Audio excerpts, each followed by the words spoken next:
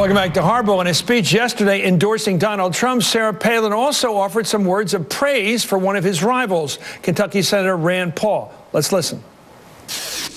Let me say something really positive about one of those individuals, Rand Paul. I'm going to tell you about that libertarian streak in him that is healthy, because he knows you only go to war if you're determined to win the war. And you quit footing the bill for these nations who are oil rich. We're paying for some of their skirmishes that have been going on for centuries, where they're fighting each other and yelling Allah Akbar, calling jihad on each other's heads forever and ever. Like I've said before, let them duke it out and let Allah sort it out. Well, I'm joined right now by Senator Rand Paul. What did you make of that endorsement of you, as sort of a sideline endorsement of your libertarian views on war? Well, you know, she endorsed me in my Senate race, and I think it is because she does have a little bit of a libertarian streak as far as believing that intervention isn't always the answer. Sometimes Donald Trump does, too. You know, he says he was opposed to the Iraq War, and so was I. The difference is that I think now his view of the Middle East is that, you know, we're going to go in like Ted Cruz.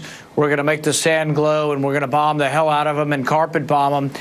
And I have a different approach. I don't think that I think we may end up creating more terrorists than you kill if you're going to do indiscriminate bombing. So I don't think that's really the answer.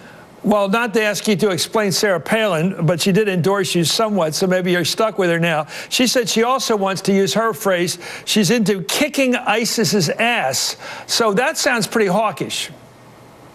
Well, there's the rub, is how are you planning on doing that? I don't think ground troops over there is a good idea, and I think that the ultimate victory is going to have to come from Sunni Muslims defeating Sunni Muslims. So if you're in Tikrit, you're never going to accept Americans there. We can win, we can defeat ISIS, we can push them out of Tikrit, but if you're going to leave 1,000 soldiers there or 5,000 soldiers there to patrol Tikrit, ultimately there becomes the back current of Sunni Muslims planting bombs wherever our soldiers are. They will accept, I think, a victory, and it's an important victory for Islam. Sunni Muslims need to come together and say that ISIS does not represent our religion, and really that's when the big victory over this aberrant ideology will come.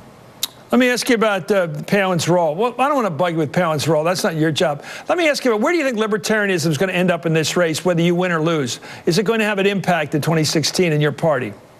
You know, I think libertarianism is a growing influence. And when you talk about, if you want to just say in general, whether or not regime change is a good idea, we have a good niche that opposes many leaders in both parties. So Hillary Clinton and Rubio have a similar foreign policy in that they both wanted to topple Gaddafi. The libertarian point of view is that regime change has actually made us less safe. And I think the facts are overwhelmingly in our favor.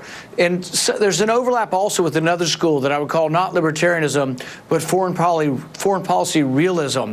You know, I think Brzezinski and Scowcroft, they represented some of this more realistic foreign policy. I'm with you. And I feel like I have a lot in common with them. Well, thank you. I hope it doesn't hurt you, but I'm with you. Anyway, I'm also with Scowcroft and Brzezinski. Anyway, thank you, Senator Rand Paul of Kentucky. Hardball's back after this.